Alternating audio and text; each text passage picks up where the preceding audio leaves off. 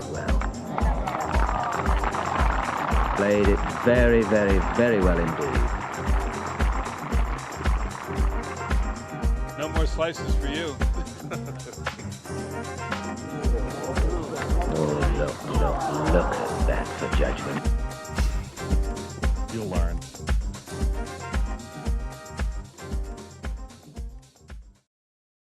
Hello everyone, welcome to Sliced. As you'll have noticed if you're a subscriber, this is another bonus episode. We brought you a few already this year and we're thrilled to be joined by Ryan Fox. Morning to you, Ryan. Morning, guys. Just tell our listeners where you are if you don't mind, because I think a few will be interested to know in terms of your preparations for what's coming up in a couple of weeks. I currently am, you can't quite see it in the window, but I'm currently sitting over East Strand Beach in Portrush. And after this, I'm off to play a practice round at Portrush. So certainly got a pretty cool afternoon lined up, although the weather's not looking great for it. It's pretty cold and windy and potentially wet, but that's links golf. Yeah, forgive me for saying it. There'll be a lot of people who think, well, hopefully that's the weather you're faced with in a couple of weeks' time. Just before I hand over to Sam, because we've got so much to get through here, and we're really grateful for your time this morning. To new listeners, if you've come across this on Instagram, or maybe the quotes have been picked up in a golf magazine or something like that, and you're listening for the first time, it would be great if you would subscribe. Better yet, if you could rate and review. But speaking personally, Sam has put an extraordinary amount of prep into this episode again. So for him, at least, you owe a subscribe click here. So Sam, over to you to crack on with this long list of questions. We'll see how many we can get through. Well, thank you, Ben. I mean, all the credit goes to Ryan for agreeing to come on. But yeah, firstly, Ryan, huge congrats on winning twice in the last 2 months, which is pretty impressive. The first observation is you seem to like winning the week before a major. Does that bode well for Scotland next week? Yeah, I don't know. I mean, the timing was good in that respect. I think I was last man in both of the majors after the win.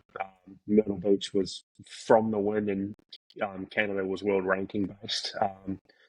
Yeah, look, obviously I'd like to keep that trend continuing. Winning in Scotland next week wouldn't be a bad thing, although, if you gave me a choice, I'd probably take the week after. But, the golf game's still in reasonable shape. I've had a couple of weeks off now, which has been, well, not quite a couple of weeks off. I will have had a couple of weeks off before Scotland. I played a lot of golf. I think I played 9 of 10 weeks up to the Travellers. So it was pretty busy stretch. Obviously a fantastic one from my point of view, but just needed to take a little break, and kind of nice to come over to the UK early, get used to the time difference a little bit and the slight change in weather compared to the US, and play a little bit of links golf on before Scottish in the Open. Yeah, lovely stuff. Obviously, like, you'd won some big events on the DP World Tour, like previously, including obviously Wentworth. Is it? I'm intrigued to know. Is it a different feeling winning on the PGA Tour? Is it sort of similar on a part of Wentworth, or can you describe it? Yeah, like obviously Wentworth's huge, and I probably didn't get as big a appreciation of Wentworth as an event until playing it a few times, and then also when you go and play in the US and how much guys over there respect that event. Obviously from a DP World point of view, we know it's huge. It's our biggest event outside of any of the majors you can play in. But the respect it gets worldwide is massive. So I kind of had a little bit of extra there going to the US, going, oh, wow, okay, actually, these guys really respect that win as well, which was pretty cool. And then winning on the PGA Tour is different. I don't think Canada's obviously a pretty big event. It's a pretty historic event on the PGA Tour. I would say it's on par with Wentworth in terms of the scale of the event. Obviously, the golf audience and everything like that around the PGA Tour is a little bit bigger. In terms of people at the event, it's got every week. I think it's like our biggest events were in Europe. So the PGA Tour feels week in, week out bigger in that respect. But I think personally, it's the same feelings coming down the stretch, trying to win at any level, I think. And obviously, getting to a major or something like that, the nerves jump up a little bit. But I felt like I had the same juices flowing down the stretch in Myrtle Beach in Canada as I did coming down the stretch at Dunhill Links and Wentworth. So it was kind of nice to be able to take the learnings from those successes into the PGA Tour wins as well. Where does that shot in the playoff in Canada rank, right? And I know obviously in the end Sam's three putted, but it felt like you put a lot of pressure on with that second shot. It's got to be up there. Yeah, I would say, considering like the difficulty of the shot and the circumstances, probably the best one I've ever hit. It literally was the exact shot that I pictured in my head. I don't take a whole lot of time, pre-shot to do stuff, but I see things really fast, and that was a shot I hit. I saw, a big high cut 3-wood.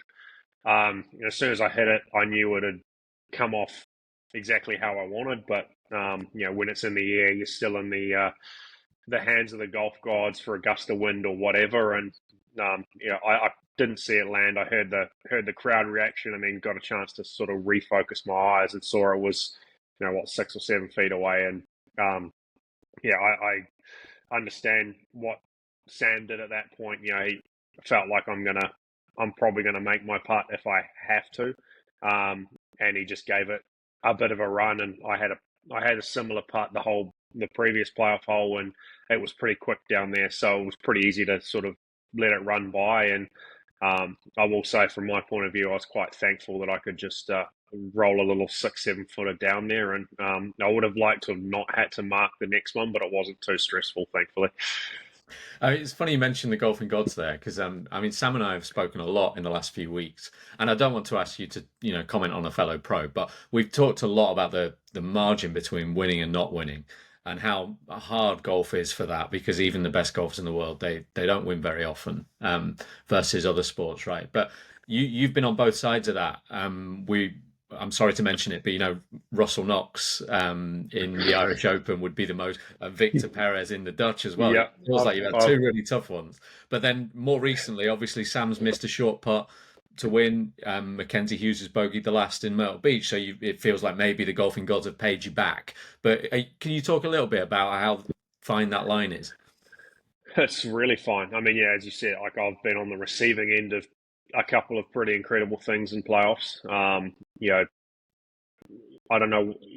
I'd hate to know what the odds were, for Russell Knox holding 240 footers in a row. The same. I don't know how many footer putts Victor hold in like a 4 or 5 hole stretch there, but it was a lot. But I've had the opposite now. I chipped in at Myrtle Beach and had an incredible shot, and had some luck from Sam missing a couple of putts in that playoff. So I feel like, from my point of view, it's evened out. But when you look at, say, playoffs, I think weird stuff happens in playoffs all the time. I think it's just a change in mentality that you're a bit freer. You feel like you can go for it. Like, the worst you're ever going to finish is second, even if you make an 8 kind of thing. And guys are forced into a situation of, I have to make, or I have to do this, and crazy things happen in that regard. But just in general, to win, you need a lot of luck. I remember chatting to Steve Williams about this, and obviously Steve's had a lot of wins with a certain person, and plenty of others with other top players. I think he's caddied for 4 guys that have been number 1 in the world. And if he's saying you need a lot of luck to win, you do. And when you think when it happens to you, you don't think about it. It's the shots that clear a greenside bunker by a foot and roll down to 5 feet, and you make the birdie. We're on a different week. That's a yard shorter. It plugs in the face of the bunker, and you make 5. Like, there's all those intangible things that you don't really think about at the time. Oh, I was trying to do that. It's fine. But when it's your week, all that stuff seems to go for you. You get that nice little kiss off a tree that keeps it in the fairway or keeps it in play. And then when you're going through a tough time, you feel like every bad break you could get goes against you. You you hit the edge of a tree, it looks like it's going in the fairway, and it spits it into the crap, and you've got to chip it out sideways. Like, there is a lot of luck in this game in general, but to win, you definitely need it on your side, and you definitely go through some other patches where you feel like you can't do anything right. But I think that's the cool thing about it as well. Like, you can do everything you can control really well, and then you've got some outside elements that can just screw you over every now and again or help you out. Talking about those sort of other patches, I suppose, Ryan, patches when you're not winning, or maybe you're not even making cuts. Bob MacIntyre talked a lot about this, but can you describe the adjustment of moving over from the DP World Tour to the PGA Tour, and kind of how different life is? And obviously it took you a little while to kind of bed in. I mean, some of it was obviously injury based, but has that been a challenge? Yeah, it has. Sort of my first real go on the PGA Tour was in 23, playing out of the top 50 category when it was more the old school system rather than this new elevated system. And that was a pretty steep learning curve. I did a lot of travel back and forth from New Zealand. My wife was pregnant. My in-laws were sick. It was a hard year off the golf course, and I actually played all right for the most part. I got my special temporary membership, and then at the end of the year, one Dunhill played all right one Wentworth played all right in Dunhill and got my top 10 card instead of the 125 card from the PGA Tour. And then going over in 24, I'll say the expectations were relatively high. I felt like my best golf could compete on the PGA Tour, and it took a long time for it to actually get to that point. It's different. I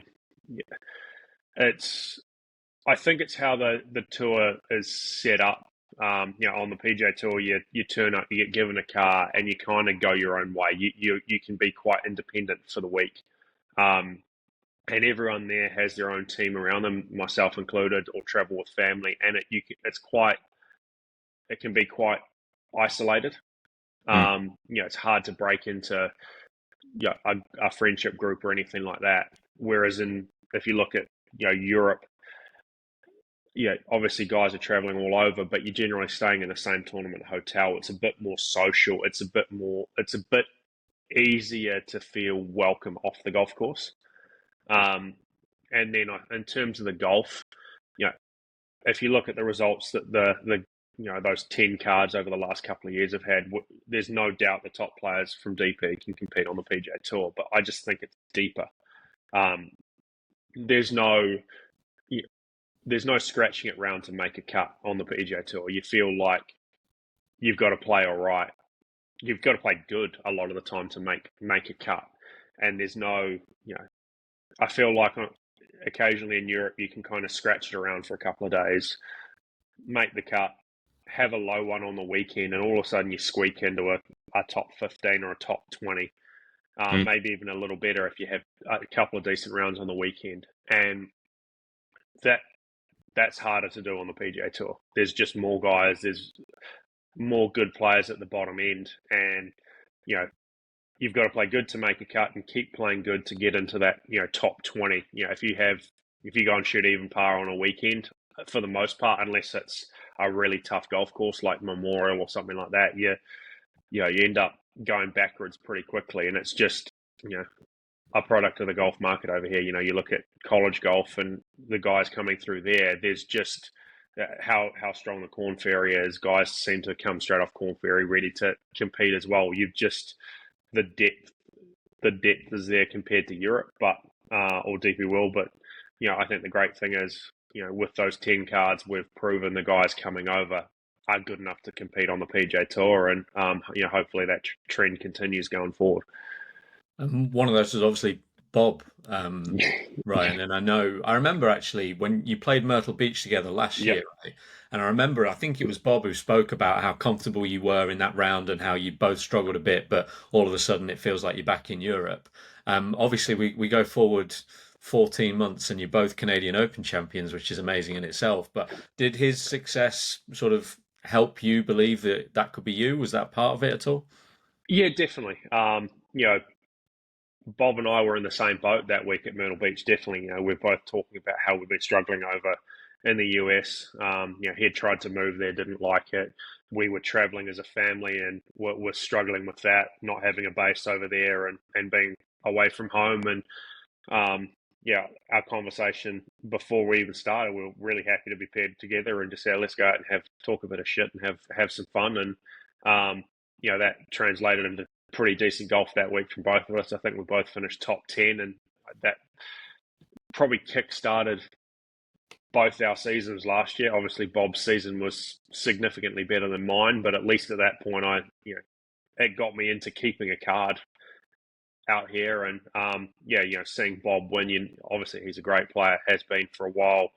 But when you see a mate of yours win, it's like, well, if he can do it, I can do it. I've obviously beaten Bob plenty of times over on this side of the world. And you're like, well, yeah, okay, my game's comparable. Look, Bob, when you give him a sniff, that's when he's incredible, right? You look at the US Open. A few weeks ago, he had a sniff of winning and did everything he could down the stretch and just got beaten by JJ doing something else incredible. But he's always been great down the stretch when he's got a chance. And it was like, well, if he can put himself in that position, I definitely can. And there's a couple other guys have obviously done it. Matt Pavon did it pretty early. Tom Dietrich as well, winning at Waste Management, even though Tom's been on the PGA Tour for a little bit longer.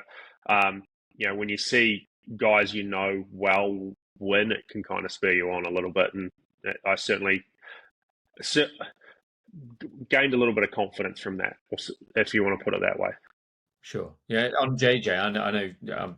I guess you don't know him as well, but it just struck me that I don't know whether you'd think it's a fair characterization to call yourself a late bloomer, but you said it's taken you a little while to establish yourself on the PGA Tour, and I just wonder for the guys who aren't Scotty Scheffler and Rory McIlroy, whether seeing someone like JJ win is a nice little reminder that because it's been a run of like Rory, Scheffler, Schauffele, DeChambeau, these guys winning majors, and it's like seeing Spawn do it again for a lot of guys on tour. That's got to help them. It does, yeah. I think, and golf's kind of been trending the other way for the most part lately. It's you've got you guys like Ludwig Oberg coming straight out of college and winning and being a top 10 player in the world. Like, obviously, Morikawa, Hovland did it a few years ago. Like, golf felt like it was getting younger, but the great thing about this game is you can play it for a long time, and to see someone like JJ, break.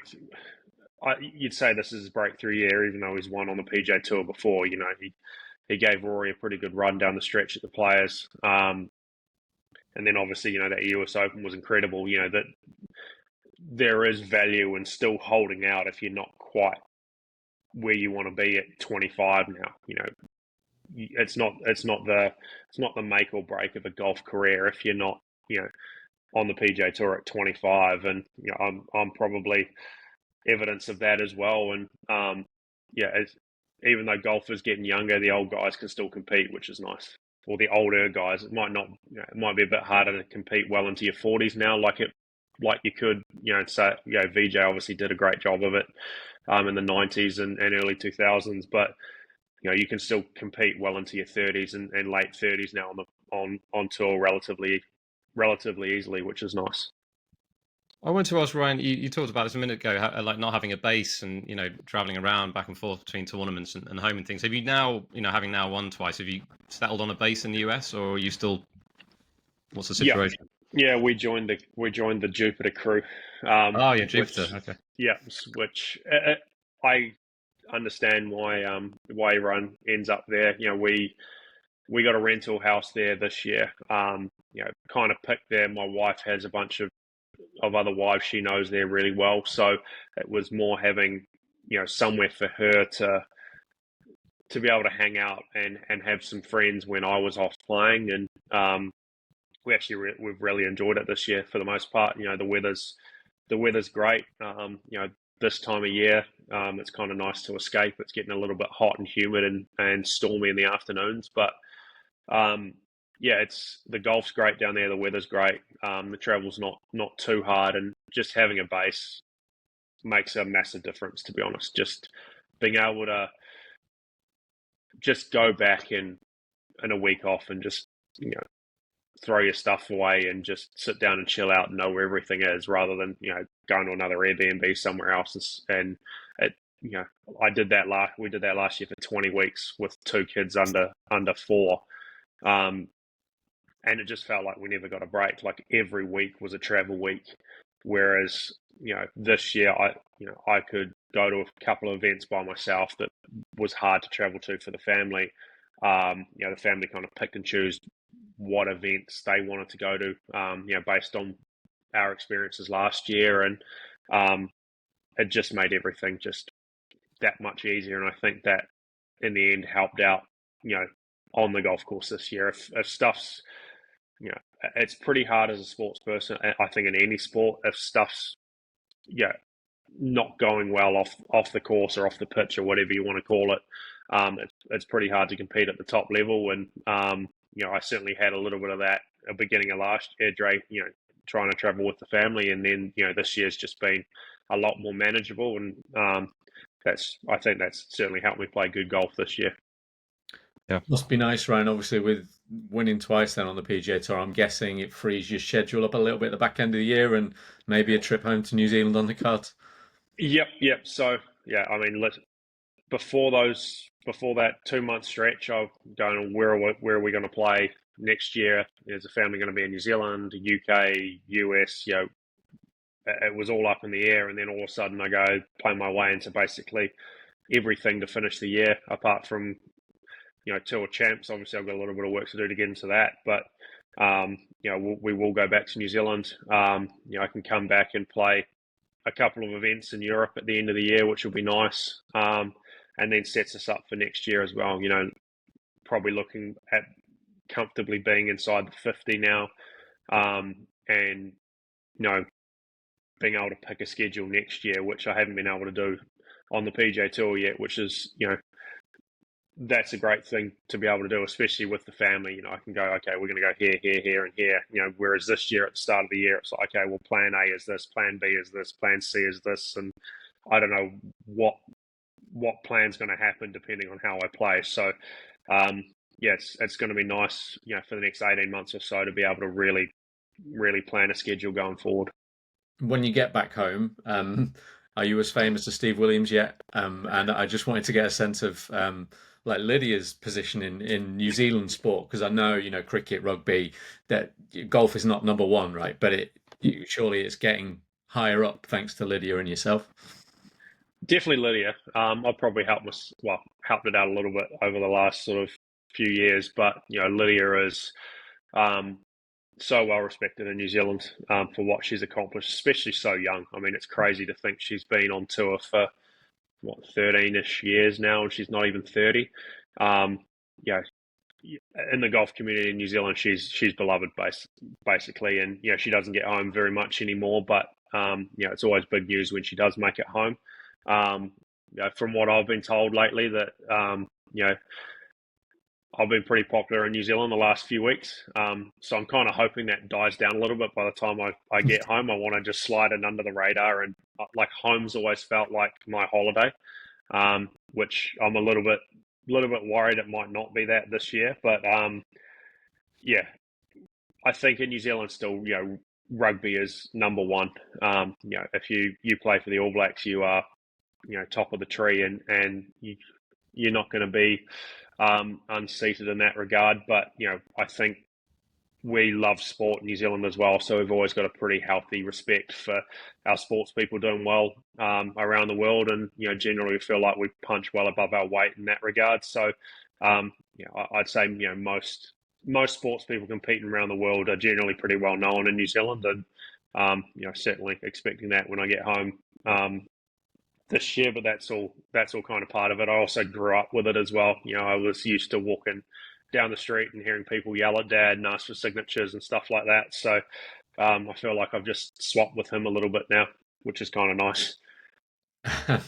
It sounds all right. That I was about to ask you what side you're on with the Lions tour coming up, but Given that you're in Portrush. No. I'm on the Lions side. Oh, good. I thought Although you would be. I will put a caveat in there that having Australian rugby strong is good for Southern Hemisphere rugby, and I would like to see Aussie give the Lions a go at least.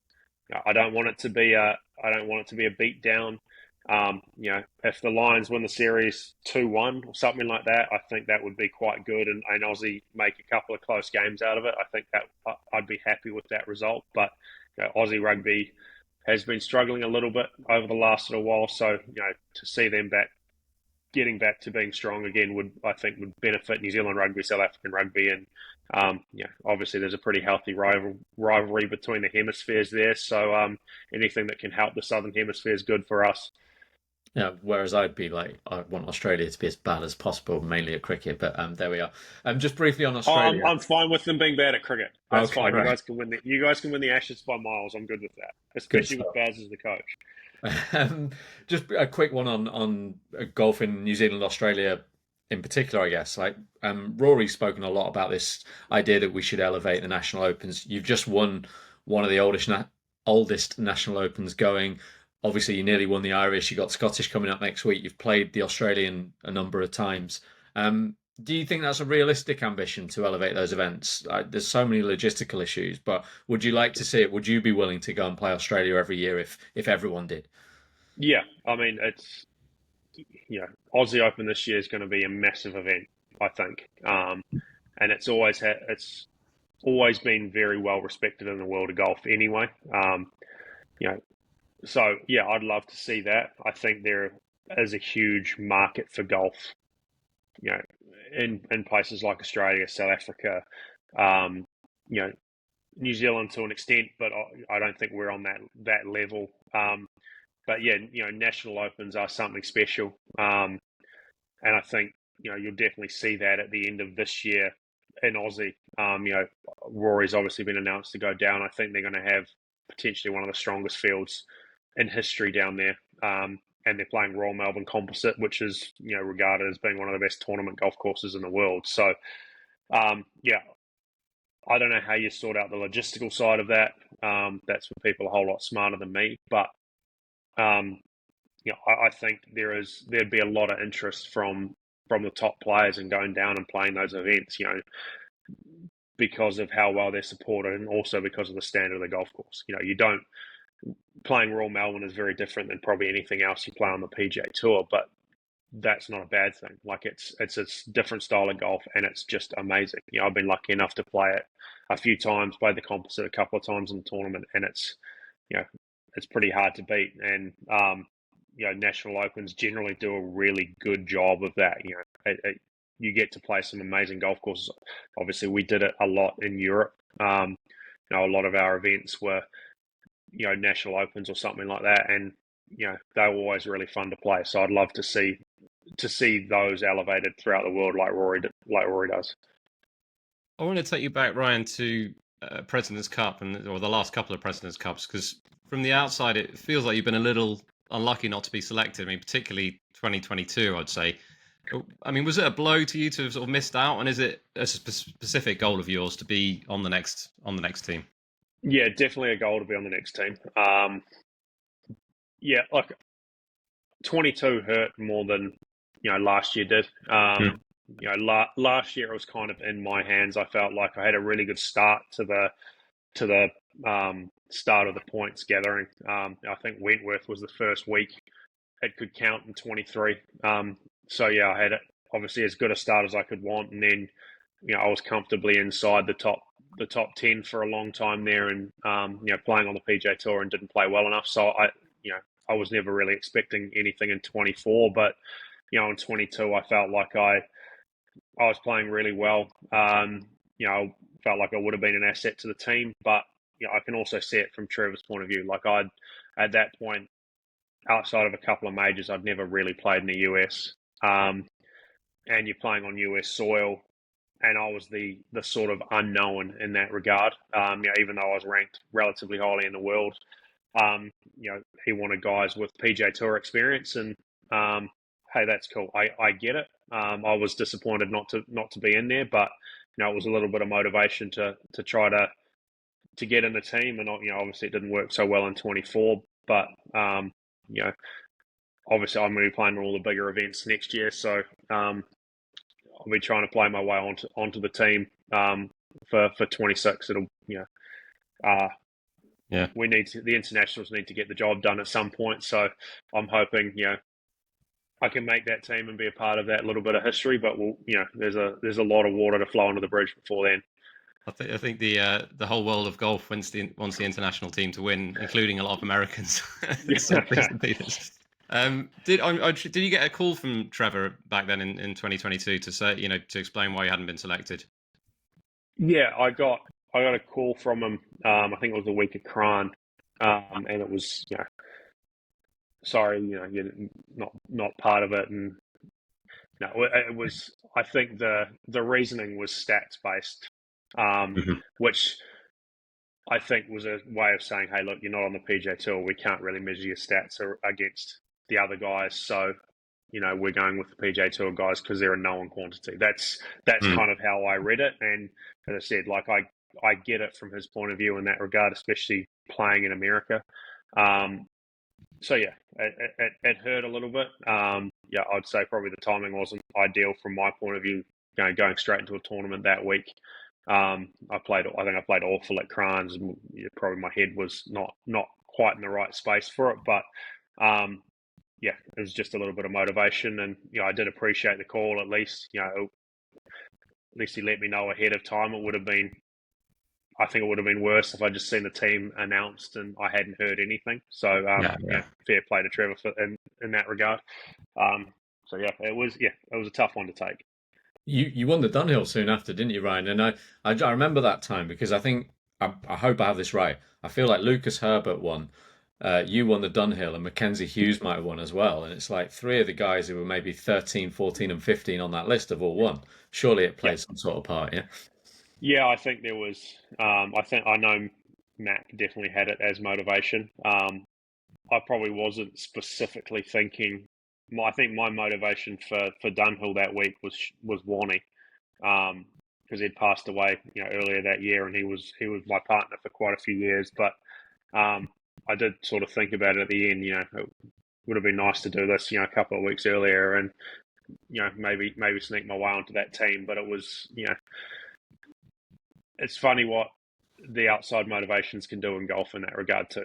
That sometimes you just need a little kick in the pants from something, and you can turn like a playing well into playing great very quickly. And I think obviously Mac used it as motivation, and I had the Warney thing, and it just kind of all fell into place. It just happened to be a few weeks too late for both of us.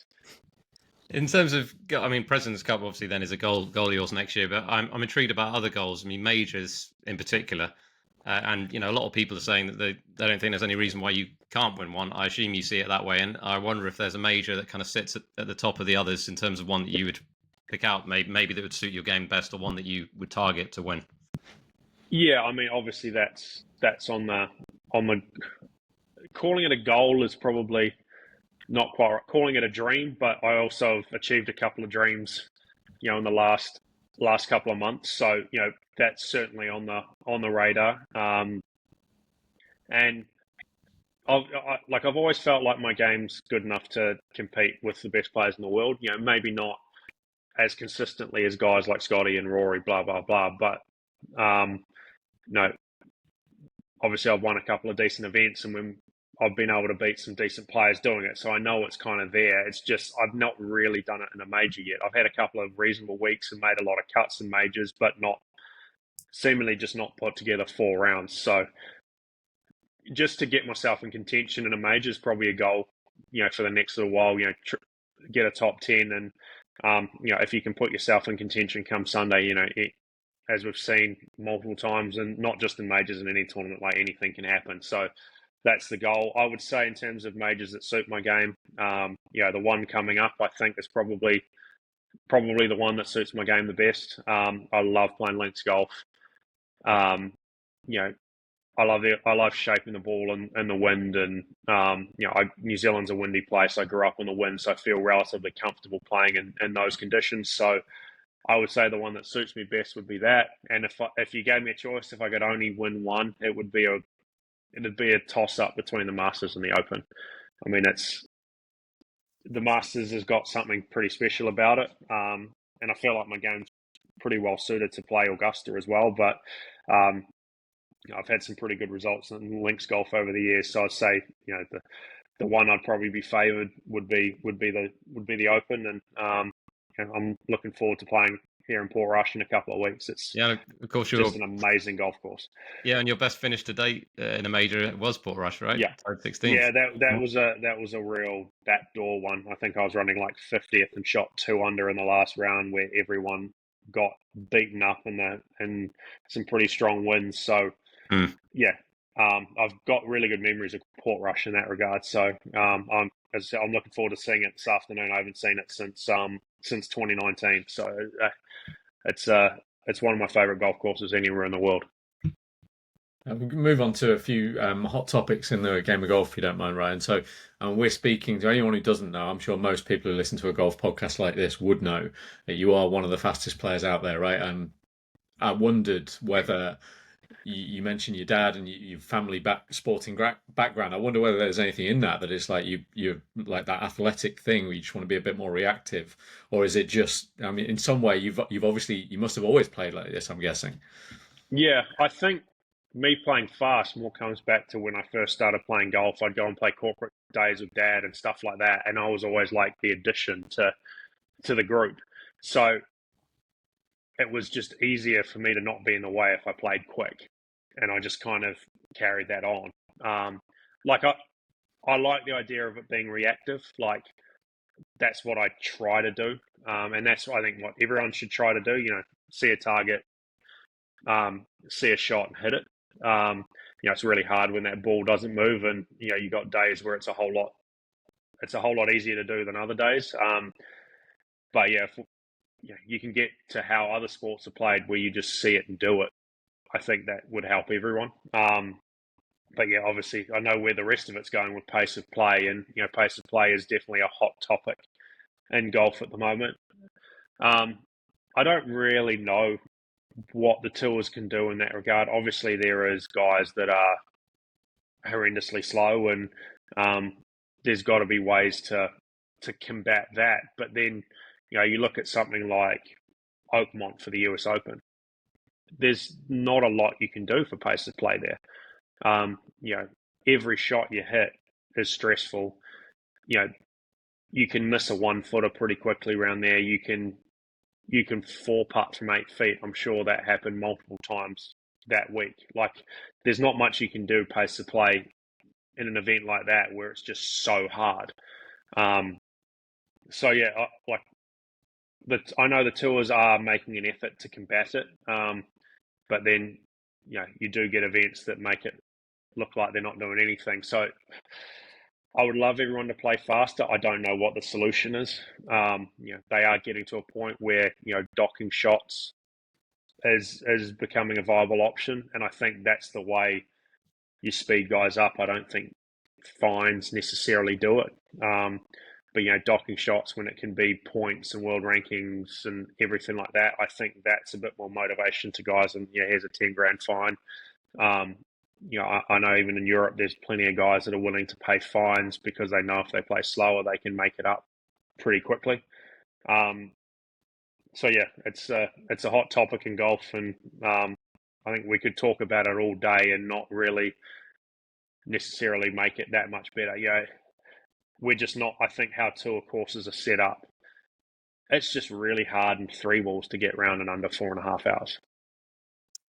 How do you? That's one of the things that we've talked about. Sorry, I was just saying that one of the things that Ben and I have talked about a lot is the fact that 2 balls just feels like the best solution, or the only real solution for really speeding things up. And we see it a bit in the signature events, and it is notably faster when that happens. So yeah, it is. And playing in twos is fantastic. I think the setup of the signature events could, it's quite restrictive, and it would be quite cool to see those get a little bit bigger and maybe closer to what they were a few years ago, where it was still a smaller, limited field, but they had scope to run it more traditionally with a proper cut and everything like that.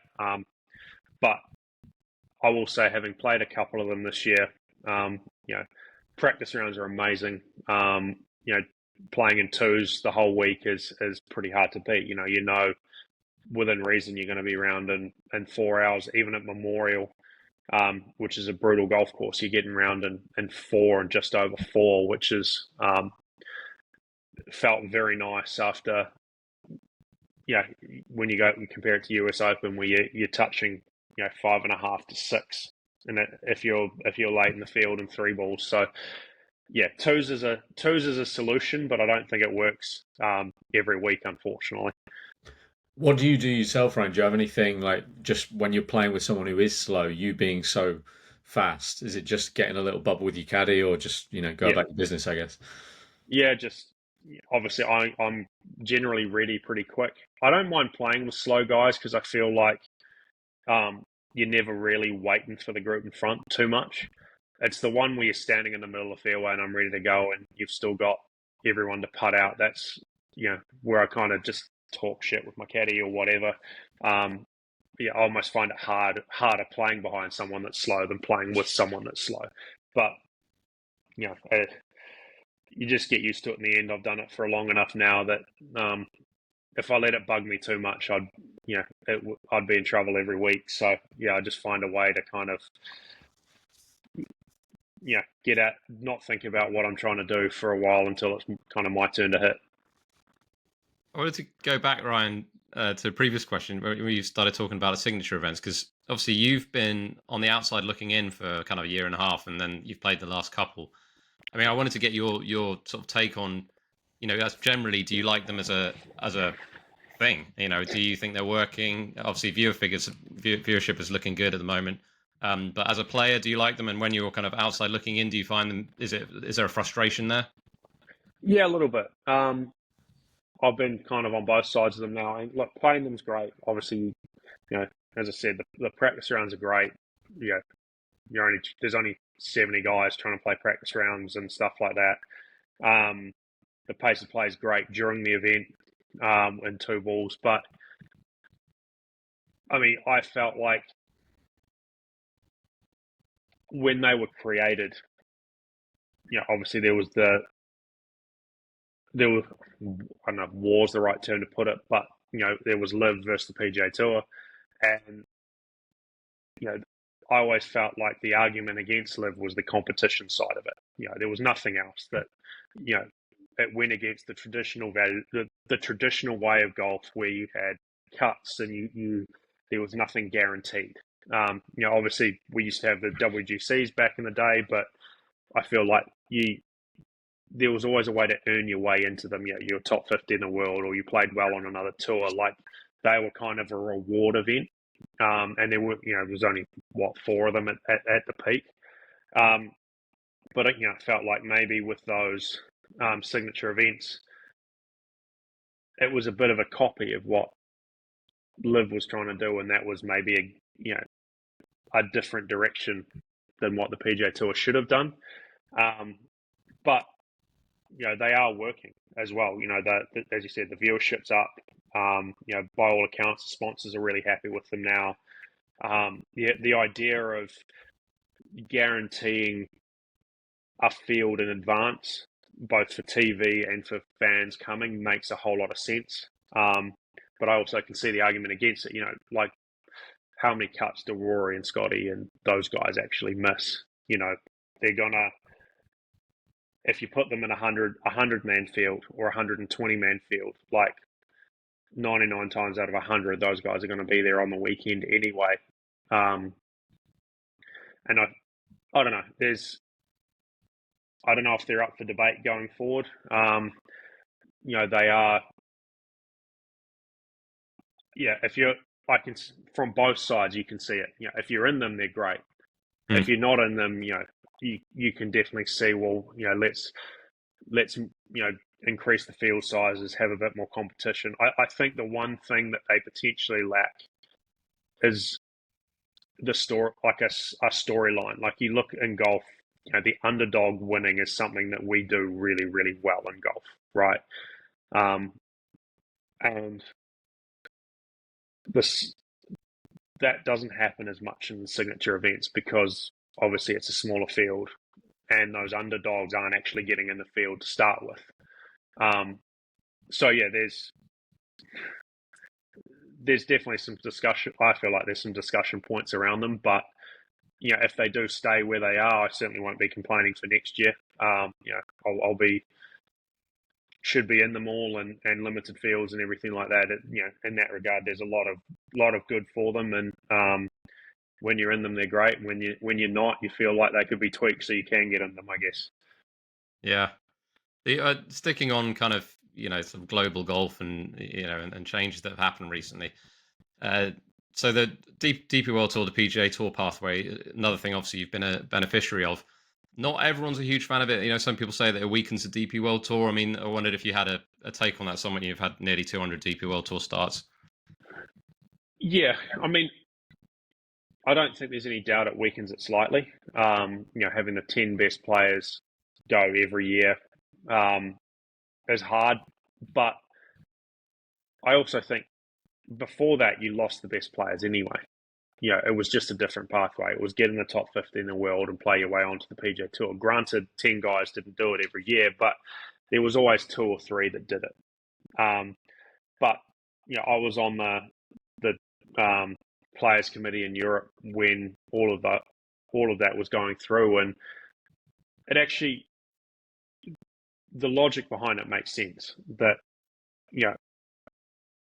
guys that go and play on the PGA Tour and compete on the PGA Tour, when they come back to actually bring more to the DP World Tour, they become more world-renowned players. It commercially helps the DP World Tour in that sense.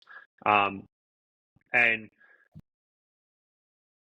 I think they're also trying to provide a pathway from a different pathway to the PGA Tour and get more younger guys coming through, building future superstars. And if you come through the DP World Tour, you're always going to have an affinity to want to come back.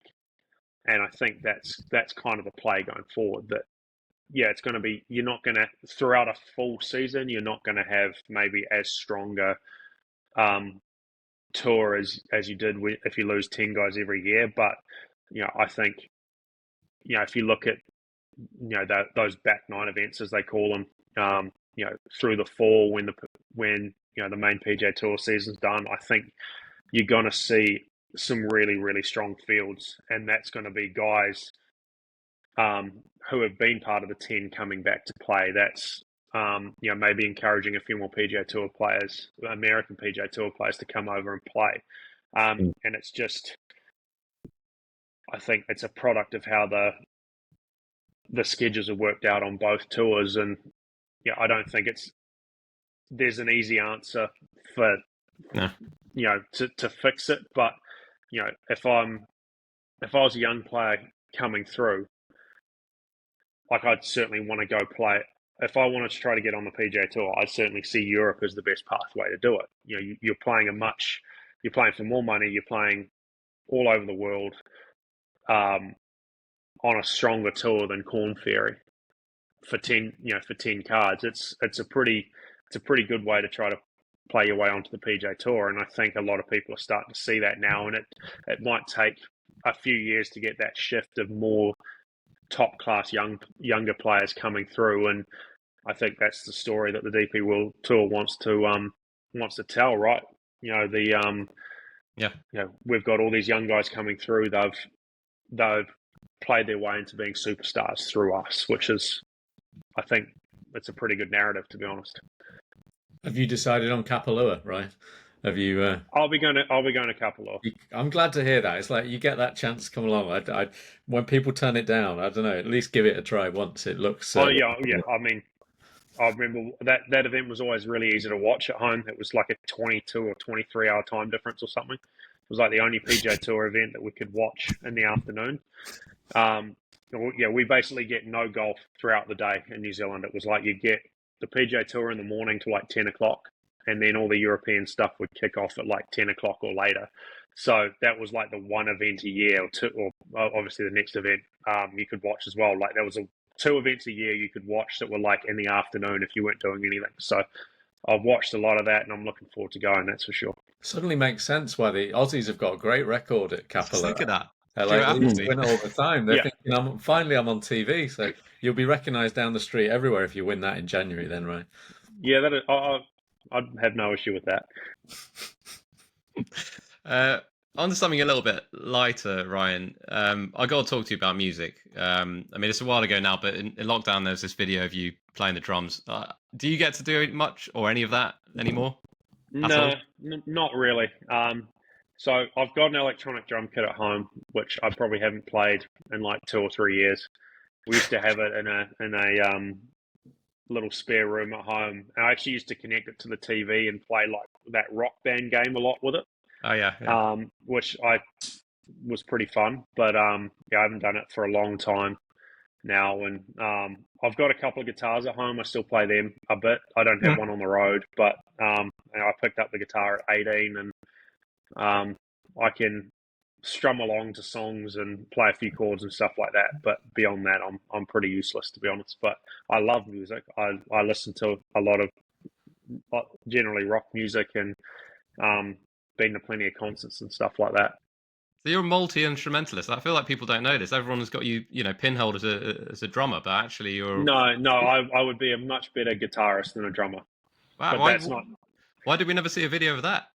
Well, because Eric's got me covered by a long way. So I figure he's the guitarist, and I figure I can play a couple of songs on the drums, and so I can be the drummer of the band. Have you ever played together with Eric or anyone else on tour? No, I haven't actually. I've been trying to do it with Eric. We live like less than 10 minutes away from him in Florida. Yeah. But it's on the to-do list. I know he's got a ton of guitars in his house, so I think it's just a product of one afternoon getting over there and having a bit of a jam. The other problem is we've got kids the same age, and we end up jumping in a pool or doing something with them. So the two dads going off for an hour and jamming on guitars probably doesn't sit very well. I'm just thinking, you two and Jeff Ogilvie, the President's Cup's going to be some party, isn't it? So, sounds good. Well, I've heard the internationals do the partying pretty well at the President's Cup regardless, to be honest. Excellent. Yeah. Well, I'll move on to the listener questions, Sam. That's right. Yeah, we've not got long left. So we just had a couple in. I haven't read them back, actually, so sorry if we've already covered this. But question for Ryan from James Bird, who said, in Canada on the Sunday, how much did other players shooting low rounds early, most notably Sam Burns, affect your game plan, if at all? Obviously, did you know where you stood, Ryan, when you hit a great shot in 16, right? Was it 16? 17. 17. I think. Look,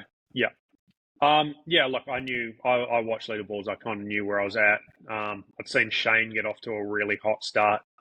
And you kind of know the wind had switched a little bit, and like the first 4 holes were playing down compared to the previous few days. So like guys were going out and shooting low scores early, and I kind of knew like I needed something decent to still be there on like late Sunday afternoon.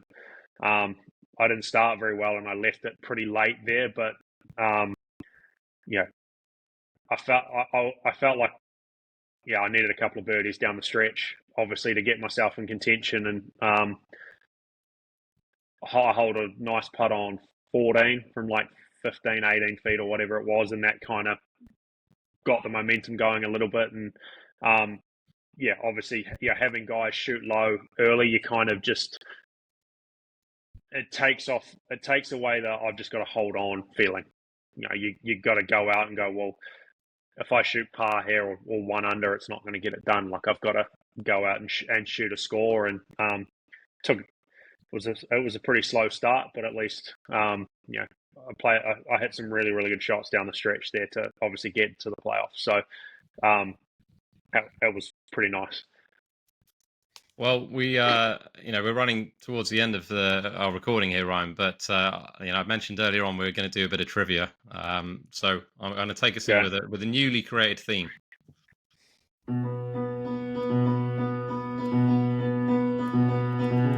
It's the highest bidder. It's the highest bidder. It's the highest bidder. Nice. Thanks.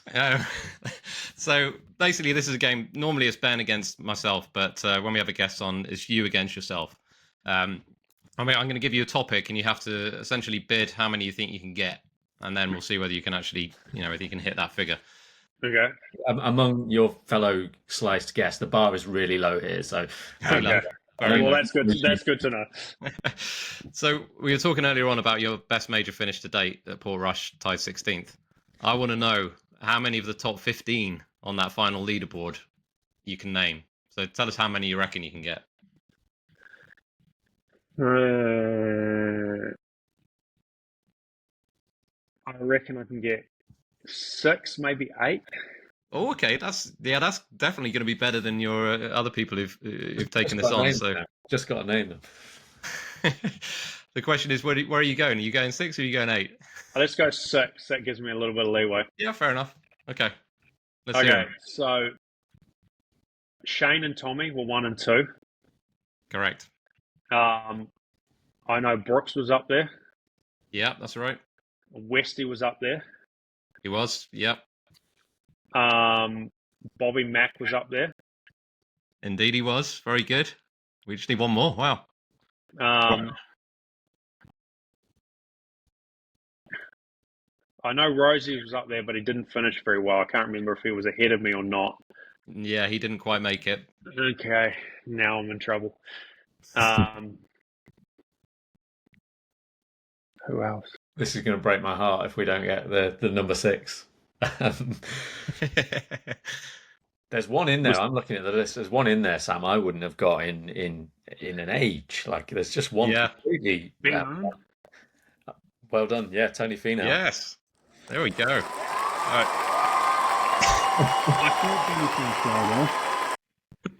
You've been busy, Sam. Yeah. Yeah. That's a new effect. I'm just trying. I just realised there's all these effects. No, well done, Ryan. You've hit your 6 there. I wouldn't have got one more. Shall I spin through the rest very, very quickly? Yeah. So we got you named in the end the top 6 actually. So then it's Tyrrell, Danny Willett, Ricky Fowler, Patrick Reed, John Rahm, Francesco Molinari, Tom Lewis, which is the one that I don't remember at all, Justin Thomas, and Alex Noren.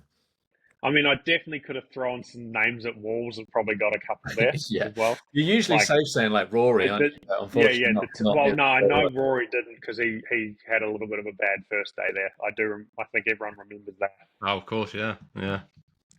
That's right. Good stuff. Well, anyway, if we haven't got a leaderboard yet because we haven't needed one because everybody else has failed. But now you're at the top of whatever leaderboard we have. Okay. Well, all that remains to be said, Ryan. We are hugely appreciative for your time. I mean, it's been great to chat to you. My pleasure, guys. And congratulations again on your recent wins. And we wish you the best in Portrush. Enjoy your practice round. Who are you playing with? I'm playing with Tom Dietrich today if he manages to make his flight over from London. Which I'm not sure if he is. He hasn't texted me yet, so we'll see. Well, fingers crossed, and also wish you the best for the future and for making the President's Cup team next year. Thanks. And for our listeners, thank you for listening. It's been a bonus episode, and we'll be back on Monday for our regular episode.